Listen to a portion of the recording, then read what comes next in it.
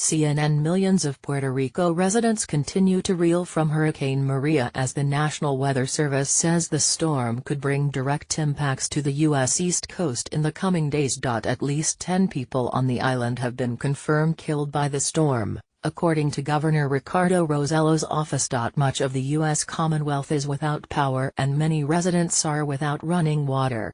Officials have evacuated towns near the Guajadica River on the northwest part of the island, due to fears a dam could collapse.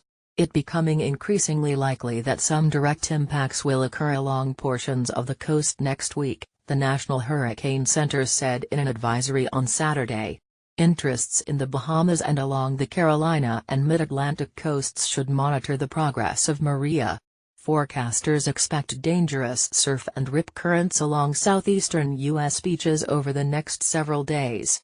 Swells from Maria are increasing along the coast of the southeastern United States and are expected to reach the mid-Atlantic coast tonight and on Sunday. These swells will likely cause dangerous surf and rip currents at the beach through much of next week, the Hurricane Center said. The Category 3 storm is carrying maximum sustained winds of 115 miles per hour and is 245 miles east of Eleuthera Island in the Bahamas. It is moving at 8 miles. 13 kilometers per hour.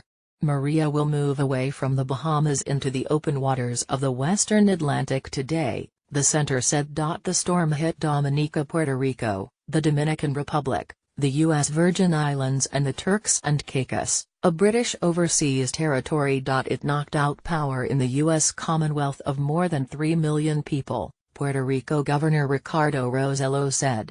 And it could be months before the electricity returns. At least 15 people are confirmed dead on Dominica, and dozens more remain missing.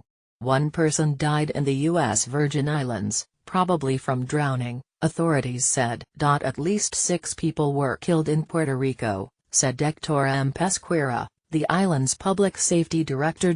On Saturday evening, the Puerto Rico Federal Affairs Administration confirmed that 4,000 members of the U.S. Army Reserves have been deployed in Puerto Rico to help with Hurricane Maria recovery. On Friday afternoon, people in the northwest part of Puerto Rico were urged to evacuate because of a possible dam breach on the Guajadica River, the National Weather Service said on Twitter. Rossello told CNN affiliate WAPA Radio on Saturday that the Guajadica Dam is still holding, but he is still pleading for residents to evacuate the area. He said the mandatory curfew remains in effect until further notice, but it will now be from 7 p.m. until 5 a.m. At his Saturday press conference, the governor said Guajadica was without communications, meaning authorities had to physically go to residents to warn them of the potential dam breach. "We don't know how much longer it will hold," he said. The structure has been significantly compromised. The governor said the island has a 20-day supply of gasoline and diesel and will install water oasis stations around the island. Many roads are impassable and gas stations were destroyed, he said.